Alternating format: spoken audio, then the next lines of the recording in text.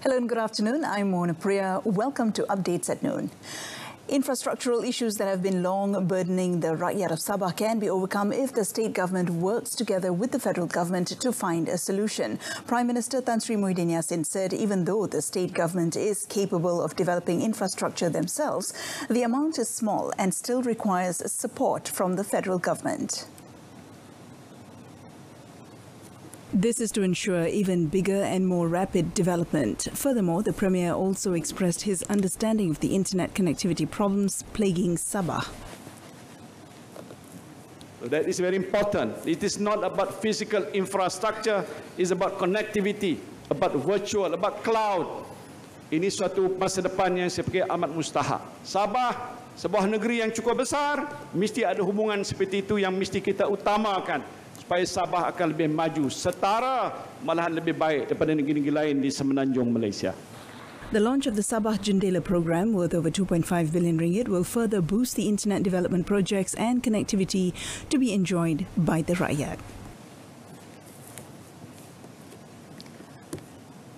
Now, the Higher Education Ministry does not plan on postponing or cancelling any semesters in public universities and higher education institutes nationwide, despite the increase in COVID-19 cases. However, its Minister, Datuk Dr. Noraini Ahmad, said the ministry will always comply with any orders from the National Safety Council as well as the Health Ministry.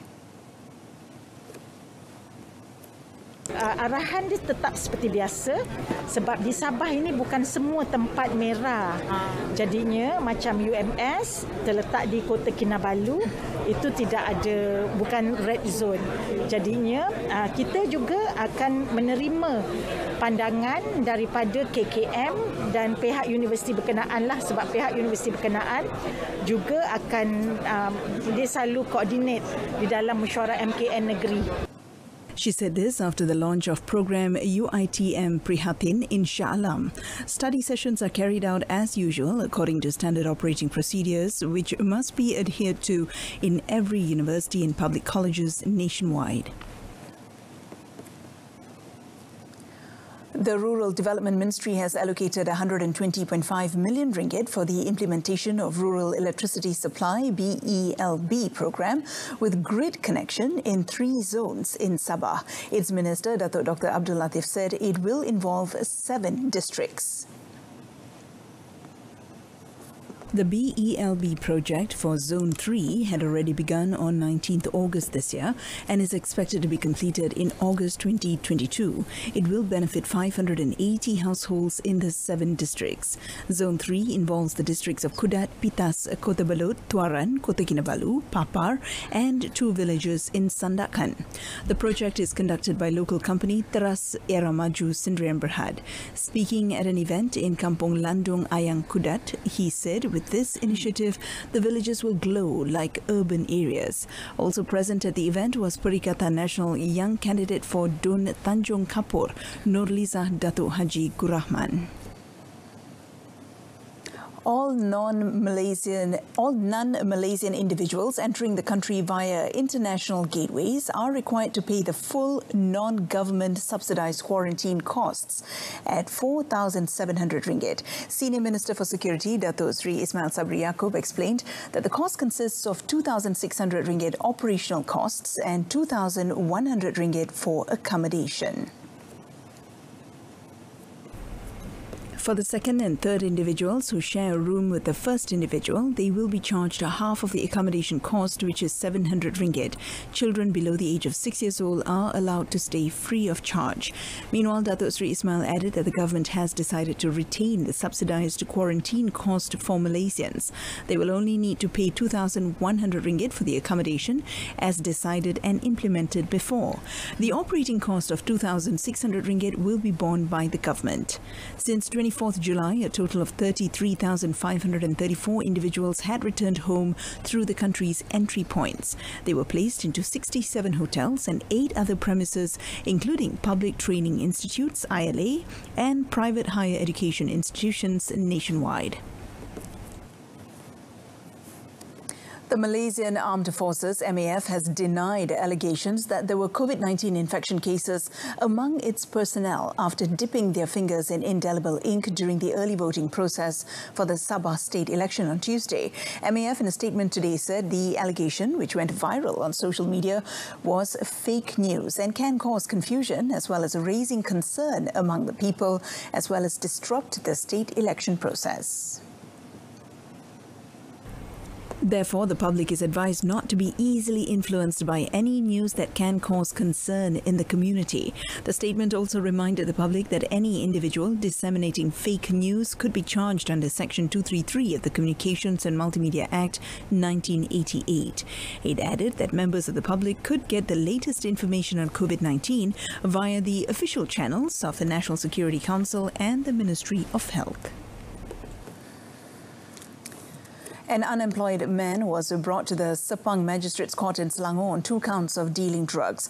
Accused 24-year-old Wong Yao Heng nodded in understanding when the charges, according to Section 39B, Subsection 1, Subsection A of the Dangerous Drugs Act 1952, was read before Magistrate Ayuni Izzati Sulaiman. The accused was charged with the distribution of ketamine weighing 1,040 grams at the Narcotics Office Level 3 KLIA 2 Sepang at 10:15 a.m. on 10th September. He was also charged with the distribution of methamphetamine weighing 4,208 grams at the same location. For both offences, the accused faces the mandatory death sentence or life imprisonment and whipping upon conviction. The court set 10th November for rehearing of the case while waiting for the chemical report. 2 men were reportedly arrested when attempting to smuggle ketamine and methamphetamine worth 200,000 ringgit via KLIA 2. They were arrested by police from the Narcotics Criminal Investigation Division of KLIA Police Headquarters at the departure hall before they could fly to Miri. Meanwhile, 2 Malaysian men believed to be involved in a drug-dealing syndicate since a month ago were successfully apprehended.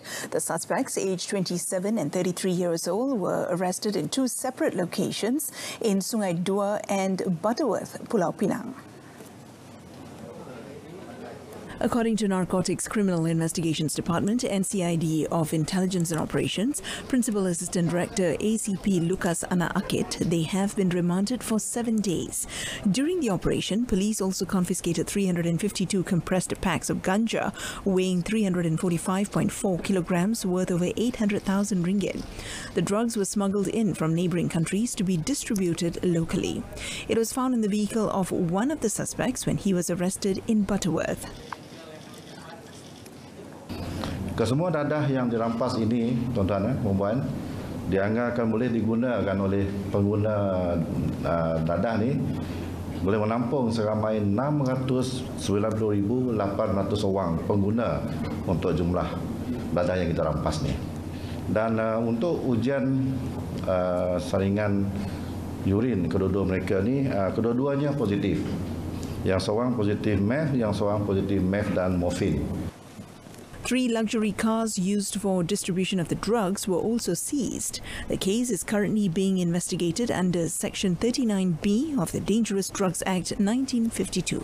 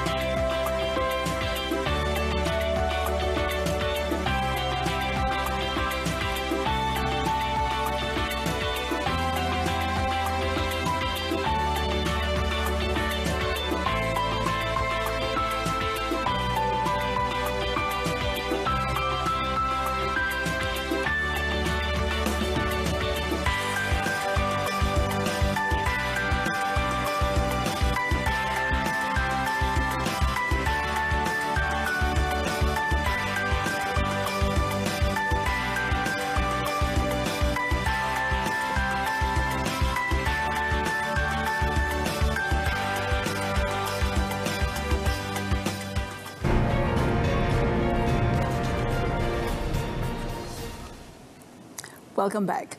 We begin the sports segment with the Tun Abdul Razak Cup. Perak and Terengganu have set up a Super Saturday showdown for the Tun Abdul Razak Cup after overcoming their semi-final opponents with an identical 4-3 scoreline at the National Hockey Stadium in Bukit Jalil yesterday.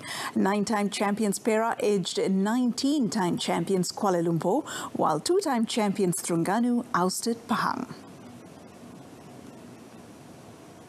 Perak, who last lifted the cup in 2018, went 2-0 ahead through goals by national player Arif Sabron in the 11th minute and Mohammad Azrai Aizat Abu Kamal 6 minutes later.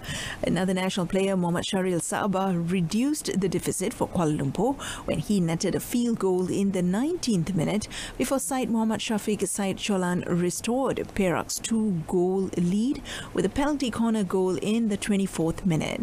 Mohammad Zul Hamizan Awang Abbas then made it 4-1 for Perak with another penalty goal in the 34th minute. As Perak took to their foot off the gas, Kuala Lumpur sounded the board twice, with Mohammad Sharil converting a penalty stroke in the 45th minute and Harvinder Singh Makbul Singh adding the third in the 54th minute. In an earlier clash, brothers Faizal Saari and Mohammad Fitri Saari scored a brace each to steer Terengganu to a hard-fought win over Pahang, who drew first blood when the national player Mohammad Nur Firdaus Rosti gave them a third-minute lead. However, their joy lasted just 2 minutes as former national forward Mohammad Fitri scored 2 quick-fire goals in the 5th and 6th minutes to put Terengganu 2-1 up. Although Faizal then made it 3-1 for Terengganu with penalty corner goal in the 20th minute, Pahang reduced the deficit with a similar goal by Mohammad Idris Samad in the 57th minute. Faizal then got his second goal and Terengganu's fourth in the 58th minute before Mohammad Idris netted Pahang's third in the dying minutes with a penalty corner goal. Losing semi-finalists Pahang and Kuala Lumpur will now fight for third placing at the same venue on Saturday. And that concludes today's edition of Updates at Noon. In our top story today, Sabah development requires joint effort from both federal and state government. Tune in to News at 10 coming up at 10 p.m. on Saluran Berita RTM on My Freeviews channel 123. You can also stream the news by surfing RTM's MyClick.